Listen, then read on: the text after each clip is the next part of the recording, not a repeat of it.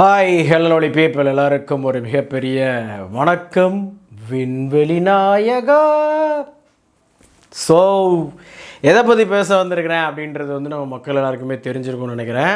S, தக் life ரங்கராய Nayakkar அப்படி தானே? எஸ், அது ஒரு மாதிரி நம்மளை ஒரு ஹைப்புக்குள்ளே கொண்டு போகிறோம் அப்படின்னு சொல்லிட்டு ஒன்று பண்ணி வச்சுருக்காங்க. தி ஃபேஸ் ஆஃப் உலக நாயகன், சாரி அவர் தான் கமல்ஹாசன் அல்லது கேகைச்சின்னு சொல்லியிருக்காங்கல்ல.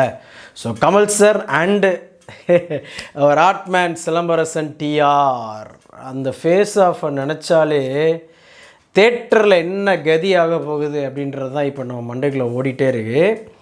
ஸோ எஸ், நாயகன் படத்தில் நம்ம கமல் சார் இருந்த அதே வீடெல்லாம் காமிக்கிறாங்க. ஸோ அதோடைய ஒரு எக்ஸ்டெண்டட் வெர்ஷனாக தான் இந்த படம் வரப்போகுது அப்படின்றது நல்லா தெரியுது. பட் என்ன மேட்ரு அப்படின்னு சொன்னால், அந்த நாயக்கர் வேலு நாயக்கர் பார்த்திங்க அப்படின்னா டோட்டலாக மக்களுக்காக, இல்லாத மக்களுக்காக நிறைய விஷயங்கள் பண்ணி நிறைய பேருக்கு வில்லனாக தெரிஞ்சார். இதில் தான் எடுத்து வளர்த்தவனே தனக்கு வில்லனாக மாறுறான் அப்படின்ற மாதிரி அந்த கான்செப்ட் இந்த ட்ரெய்லர் பார்க்குறப்ப நமக்கு தோணுது. ஆனால் இருங்க பாய் அப்படின்னு சொல்லிட்டு நம்ம மணிரத்னம் சார் மணி சார் என்ன பண்ண போகிறாரு அப்படின்றது நமக்கு ஜூன் 5 விடையாக தெரியும்னு நான் நம்புகிறேன். ஏன்னா நம்ம எப்போவுமே ஒன்று கெஸ் பண்ணுவோம் எல்லா படத்துக்குமே, ஆனால் அங்கே வேறு ஒன்று இருக்கும் இல்லையா? ஸோ அந்த மாதிரி தான் இந்த படத்துக்கும் உண்டான இந்த ட்ரெய்லர் பார்க்குறப்ப நம்ம ஓ மை காட் அப்படின்ற மாதிரி ஒரு விஷுவலைஸ் பண்ணி வச்சுருந்தோம். அப்படின்னா இங்கே வேறு மாதிரி ஒரு சம்பவத்தை பண்ணி வச்சுருக்காரோ அப்படின்றத ஜூன் 5 பார்ப்போம். இந்த ட்ரெய்லர் உண்மையிலே கட்ஸ் தாறு மாதிரி பக்காவாக பண்ணியிருந்தாங்க. ஆனால் என்ன அப்படின்னு சொன்னால், இந்த ட்ரெய்லர் பார்க்குறப்ப சிம்பிளாக நம்ம இதுக்கு முன்னாடி நான் பார்த்த நிறைய தமிழ் சினிமாக்கள், அதாவது பாசம், அப்புறமா துரோகம், அதுக்கப்புறமா பழிவாங்கல் அப்படின்ற அந்த கான்செப்ட் இருக்கு இல்லையா? அந்த கான்செப்டுக்குள்ளே தான் இந்த படமும் ட்ராவல் ஆக போகுதோ அப்படின்றத இந்த ட்ரெய்லர் சொல்லுது. பட் படம் எப்படி இருக்க போகுது? நம்ம ஒரு இக்கண்ணை வச்சுட்டே வருவோம், அதான் நல்லாயிருக்கும் இல்லையா? ஆமாங்க.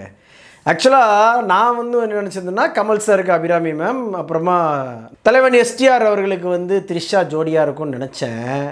நோ நோ நோ நோ அங்கேயும் மணி சார் இருங்க பாய் அப்படின்னு சொல்லிட்டு டொப்புன்னு அபிராமி மேமும் கமல் சாருக்கு தான் ஜோடி, த்ரிஷா மேமும் கமல் சாருக்கு தான் ஜோடி அப்படின்னு சொல்லி நமக்கு ட்ரெய்லர்லேயே ஒரு ட்விஸ்ட்டை வச்சுருக்காங்க. ஆனால் இந்த ஃபேமிலி ஆடியன்ஸ்லாம் பார்த்திங்கன்னா கொஞ்சம் தியேட்டருக்குள்ளே ஏறி வரணும்னா அந்த கண்டென்ட்லாம் கொஞ்சம் கம்மியாக இருக்கணும்னு நினைப்போம். பட் விண்டேஜ் கமல் சார் படம் எந்த மாதிரி இருக்குமோ அந்த மாதிரி ஒரு ட்ரெய்லரை கட் பண்ணி வச்சுருக்காங்க. ஏன் வாழ்த்துக்கள் ரே, உண்மையாக அதுக்கெலாம் ஒரு தனி கட்ஸு வேணும். அதே மாதிரி ஒரு சீன் இருக்குது மக்களே, நீங்களாம் பார்த்தீங்கன்னா உண்மையிலே, ஏன்னா இப்போ நிறைய பேர் டிஏஜிங், எல்லா ஆக்டர்ஸுமே டிஏஜிங்லாம் பண்ணுறாங்க. எஸ், த சேம் சீன், அந்த குட்டி பையன் கூட உட்காந்து அடி மண்ணில் விளையாடுற நம்ம கமல் சார் வேறு லெவல். அந்த லுக்கு அதாவது ஏன் அவரை கலைஞானி, உலக நாயகன் இப்படிலாம் நிறைய விஷயம் சொல்கிறோம். சினிமாக்குள்ளே வரணும்னு நினைக்கிற எல்லாருக்குமே அவர் ஒரு யூனிவர்சிட்டியாக ஏன் இருக்கார் அப்படின்றதுக்கு அது ஒரு எடுத்துக்காட்டு அப்படின்னு சொல்லலாம். அப்புறமா ஏஜ் ஆல்மோஸ்ட் 70 இருக்கும் இல்லையா? கண்டிப்பாக இந்த வயசுலேயும் அவருடைய ரொமான்டிக் சைடாக இருக்கட்டும், ஆக்ஷன் சைடாக இருக்கட்டும், வேறு லெவல். உண்மையிலேயே அவர்கிட்ட கற்றுக்கிடணும். இப்போது நிறைய பேருக்கு ஒரு ஸ்டார் வேல்யூ இருந்தால் கூட அந்த டெடிக்கேஷன் அப்படின்றது ரொம்ப கம்மியாக இருக்குது. பட் அது பார்த்திங்கன்னா இந்த வயசுலேயும் நம்ம ரஜினி சாராக இருக்கட்டும், கமல் சாராக இருக்கட்டும், அவங்க 2 பேரோட டெடிக்கேஷன் இருக்குது பாருங்கள். கண்டிப்பாக பாராட்டுதல் அப்படின்றது இல்லாமல் நம்ம கற்றுக்கிடணும், அதை ஃபாலோ பண்ணணும் அப்படின்றது மட்டும்தான் மைண்டுக்குள்ளே இருக்கும்னு நினைக்கிறேன். ஸோ வேறு லெவல். எனக்கு உண்மையிலே ட்ரெய்லர் பார்க்குறப்ப என்ன தான் அறது பழசு நீங்கள் அடித்து துவைச்சி துவம்சம் பண்ண கதையாக இருக்கட்டுங்க, ஸ்க்ரீன் பிளேக்கு கண்டிப்பாக மணிரத்னம் ஏதாவது ஒன்று வித்தியாசம் பண்ணியிருப்பார். இன்னொரு பக்கம் இதுக்கு முன்னாடி இதே மாதிரியான 2 கேரக்டரை வேறு யாராவது பண்ணியிருந்தா கூட இவங்க 2 பேரும் பண்ணுறப்ப அது புதுசாக இருக்கும் அப்படின்றது என்னுடைய ஒரு தாழ்மையான கருத்து. கமல் சாரை பற்றி பேசிட்டோம், அடுத்து இன்னொரு ஆளை பற்றி பேசணும். மேன் ஆஃப் கம்பேக்ஸ் அப்படின்னு நான் அடிக்கடி சொல்லக்கூடிய ஒரு ஆள் தான் சிலம்பரசன் டிஆர். எனக்கு என்னமோ அது வந்து நான் சின்ன வயசுலேருந்தே அப்படி தான் சொல்லுவேன். அதாவது அவர் அஜித் சார் ஃபேன் அப்படின்னு சொல்லிட்டு அந்த டைமில் நம்ம வந்து அவருக்கு பிடிக்க ஆரம்பிக்கலை. அதுக்கு முன்னாடியே ஆக்சுவலாக சின்ன பையனாக, நான் ரொம்ப குட்டி பையனாக இருக்கிறப்ப ஆல்மோஸ்ட் நான் இப்போ ஐஎம் 40 அப்படின்னா அவர் ஒரு 41 அந்த மாதிரி இருப்பார்னு நினைக்கிறேன். ஸோ அதனால் என்ன அப்படின்னு சொன்னால், நம்ம குட்டி பையனாக இருக்கிறப்ப நம்மள மாதிரி ஒரு குட்டி பையன் திரையில் கடந்து பயங்கரமாக அட்டுழியம் பண்ணுறானப்பா, அட்டகாசம் பண்ணுறானப்பா அப்படின்னு சொல்லி நமக்கு ஒரு ஈர்ப்பு இருக்கும் இல்லையா? அந்த மாதிரியான ஒரு ஈர்ப்பு தான் எங்களுக்கெல்லாம், என்ன மாதிரி நிறையா ஆட்களுக்கு.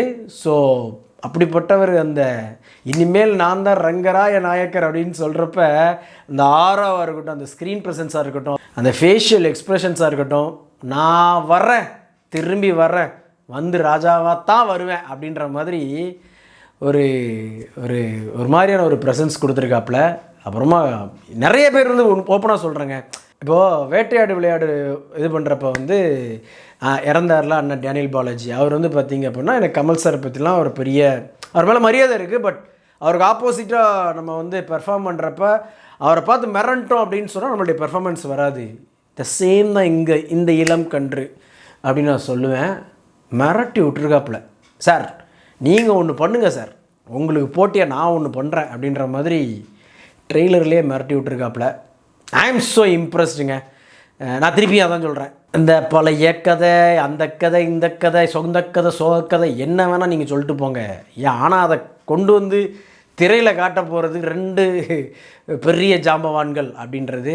மற்றபடி ஜோஜு ஜார்ஜ் தலைவர் இருக்காப்புல, அவருக்கும் இதில் பயங்கரமான ஒரு டைலாக் கொடுத்துருந்தாங்க.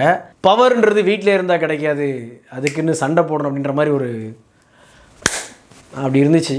அப்புறமா நம்ம Mozart of Madras, S A R Rahman சாரோடைய பிஜிஎம், அந்த ஒரு ஒரு ஒரு சாங் ஒன்று வரும். அதாவது நம்ம எஸ்டிஆர் பெரிய எஸ்டிஆராக மாறி இந்த காரில் வந்து ட்ரிஃப்ட் அடிக்கிறப்ப ஒரு சாங் வரும், waiting for that song. Yes of course. So wait பண்ணி பார்ப்போம். ஜூன் 5 உண்மையிலேயே உலக சினிமா ரசிகர்களுக்கு ஒரு தரமான சம்பவமாக இந்த படம் இருக்கும் அப்படின்ற நம்பிக்கை எனக்கு இருக்குது, உங்களுக்கும் இருக்கும் நம்புகிறேன். எது எப்படியோ ஒரு படத்தை பார்த்துட்டு தான் நமக்கு வந்து என்ன பர்செப்ஷன், நம்மளுடைய பாயிண்ட் ஆஃப் வியூ என்ன அப்படின்றது எல்லாமே வந்து நம்ம சொல்லுவோம். ஸோ அதே மாதிரி இந்த படத்துக்கும் கண்டிப்பாக நம்மளுடைய ரிவ்யூ இருக்கும். பட் இந்த ட்ரெய்லரை பொறுத்த வரைக்கும் ஐ ஆம் இம்ப்ரெஸ்ட். வீடியோ பிடிச்சிருந்துச்சுன்னா லைக் பண்ணுங்கள், ஷேர் பண்ணுங்கள். சேனல்ஸோட வீடியோஸை உடனே பார்க்கணும் அப்படின்னா உடனே நம்ம சேனலை சப்ஸ்கிரைப் பண்ணுங்கள். இன்ஃப்ளூயன்சஸ்க்கு போயிருக்கலாம், இன்ஃப்ளூயன்சஸ் மீட்டுக்கு. ஓகே பார்ப்போம், அடுத்து ஏதாவது பெரிய ஈவெண்ட்டுக்கு போயிடும்.